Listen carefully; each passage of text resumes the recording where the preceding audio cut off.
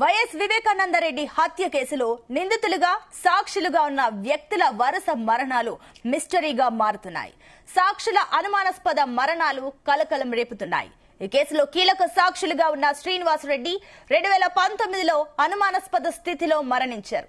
మరో సాక్షి గంగాధర్ రెడ్డి 2022 జూన్లో చనిపోయారు. వివేకాకు కుట్లు వేసిన వైఎస్ భారతిరెడ్డి తండ్రి డాక్టర్ ఈసీ గంగిరెడ్డి కూడా మరణించారు. ఇటీవల వైఎస్ జగన్ రెడ్డి తమ్ముడు అభిషేక్ రెడ్డి చిన్న వయసులోనే చనిపోయారు. తాజాగా వివేక ఇంటి వాచ్మెన్ రంగయ్య కూడా అనారోగ్యంతో మరణించారు. దీంతో ఈ వరుస మరణాలు పలు అనుమానాలకు తావిస్తున్నాయి.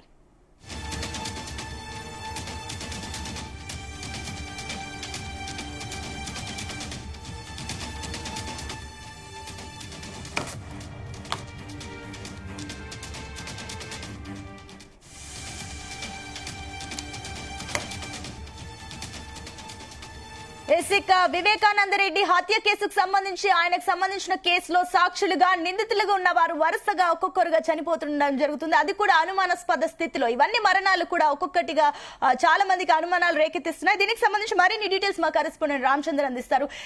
రామచందర్, రీసెంట్ గా అటు వివేకానందరెడ్డి ఇంటి దగ్గర ఉన్న వాచ్మెన్ కూడా అనారోగ్యంతో మరణించినట్లు తెలుస్తుంది. ఏంటి అసలు ఇవన్నీ వరుస మరణాలు కూడా ఒక రకంగా చాలా మంది అనుమానాలకు తావిస్తున్నట్లు చెప్తున్నారు. ఏంటి డీటెయిల్స్?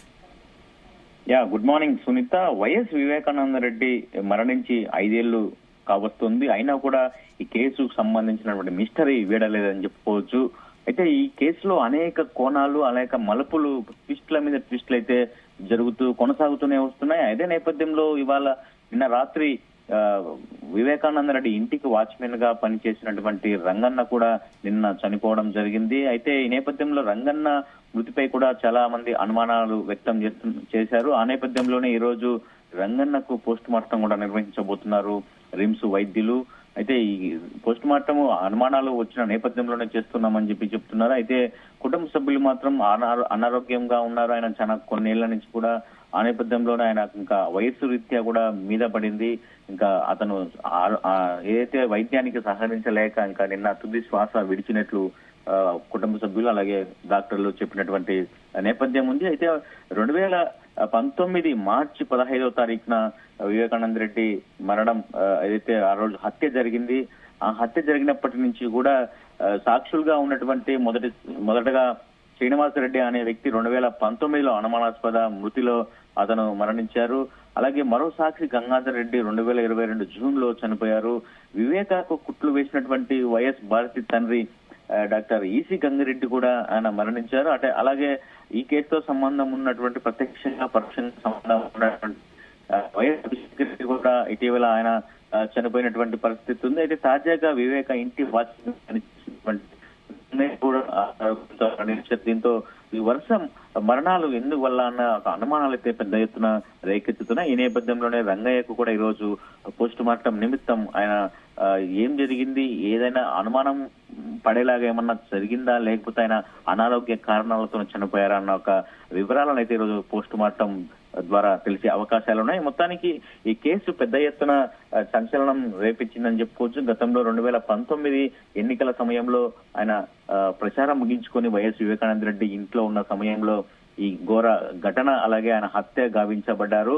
అయితే మొత్తానికి ఏదైతే వైఎస్ సునీత గతం నుంచి అప్పటి నుంచి కూడా పోరాడుతూనే ఉన్నారు. కేసుల విషయం కావచ్చు, అరెస్టు చేసే విషయం కావచ్చు, వైఎస్ అవినాష్ రెడ్డి పాత్ర చాలా కీలకంగా ఉందని చెప్పి చాలా ఆరోపణలు చేస్తున్న నేపథ్యంలో ఇప్పుడు 5 మంది సాక్షులు అలాగే 5 మంది ఈ ప్రత్యక్షంగా పరోక్షంగా ఈ కేసుకు సంబంధం ఉన్నటువంటి 5 మంది కూడా ఇప్పుడు మరణించారు. వారు ఇప్పుడు ఈ కేసులో చాలా కీలకమైనటువంటి సాక్షులుగా ఉన్నటువంటి శ్రీనివాసరెడ్డి, రంగన్న ఇద్దరు కూడా మరణించారు. మరి ఈ కేసు ఎక్కడికి వెళ్తుంది, అసలు ముగుస్తుందా, కథ సుఖాంతం అవుతుందా లేదన్న అనుమానాలు అయితే పెద్ద ఎత్తున వస్తున్నాయి. మరి వైఎస్ సునీత గత ప్రభుత్వంలో జగన్మోహన్ రెడ్డి ఉన్న సమయంలో పెద్ద ఎత్తున పోరాటం చేసింది. తన అన్న పైన తీవ్ర వ్యాఖ్యలు చేయడం కూడా జరిగింది. అయితే ఇప్పుడు కూటమి ప్రభుత్వం వచ్చిన తర్వాత ఈ కేసుకు ఒక కొలిక్కి వస్తుందని చెప్పి కూడా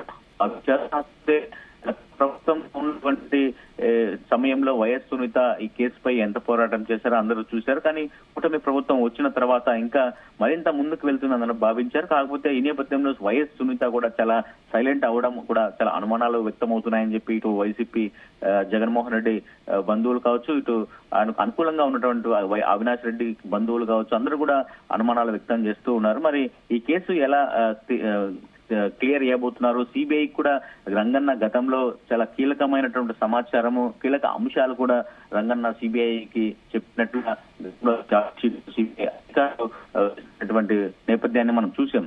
మరి ఇప్పుడు సిబిఐ స్టెప్ ఎలా ఉండబోతుంది? రంగన్న చనిపోయిన నేపథ్యంలో చాలా కీలక సాక్షిగా రంగన్న ఉన్నారు. మరి సిబిఐ స్టెప్ ఎలా ఉండబోతుంది? ఈ కేసు మరి రీఓపెన్ చేసి మరింత దర్యాప్తు వేగవంతం చేస్తారా లేదంటే నటన కేసుకు సంబంధించిన ఇంకా అలాగే నత్తనడకన సాగుతుందా అన్న అనుమానాలు వ్యక్తమవుతున్నాయి.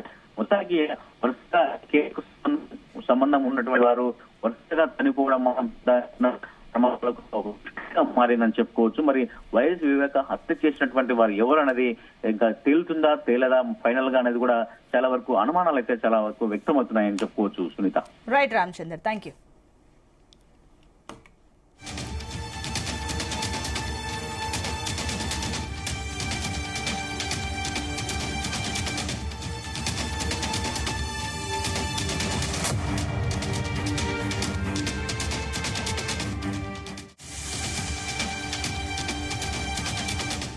వైఎస్ వివేకానందరెడ్డి హత్య కేసులో నిందితులుగా సాక్షులుగా ఉన్న వ్యక్తుల వరుస మరణాలు మిస్టరీగా మారుతున్నాయి. సాక్షుల అనుమానాస్పద మరణాలు కలకలం రేపుతున్నాయి. ఈ కేసులో కీలక సాక్షులుగా ఉన్న శ్రీనివాసరెడ్డి 2019లో అనుమానాస్పద స్థితిలో మరణించారు. మరో సాక్షి గంగాధర్ రెడ్డి కూడా 2022 జూన్లో చనిపోయారు. వివేకాకు కుట్లు వేసిన వైఎస్ భారతిరెడ్డి తండ్రి డాక్టర్ ఈసీ గంగిరెడ్డి కూడా మరణించారు. ఇటీవల వైఎస్ జగన్ రెడ్డి తమ్ముడు అభిషేక్ రెడ్డి చిన్న వయసులోనే చనిపోయారు. తాజాగా వివేక ఇంటి వాచ్మెన్ రంగయ్య కూడా అనారోగ్యంతో మరణించారు. దీంతో ఈ వరుస మరణాలు పలు అనుమానాలకు తావిస్తున్నాయి.